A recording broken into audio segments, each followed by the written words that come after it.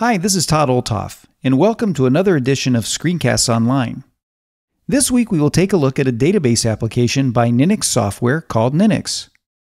Databases can be very helpful for storing information, and if you have ever needed to store data of any kind or wanted to create your own specific forms or lists for things like managing customers or tracking contacts, then a database solution like Ninix may be something you want to consider.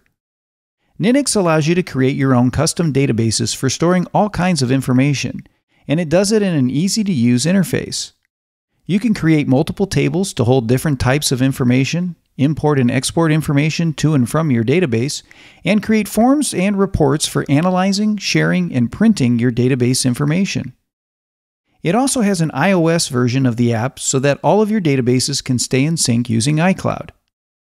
Ninix also has a team version that allows multiple users to access and edit your database information for a monthly subscription fee, which might be a good option for businesses. In this screencast, however, we will cover the personal edition to give you an overview of what Ninix can do. So let's get started by taking a look at the installation and setup of Ninix.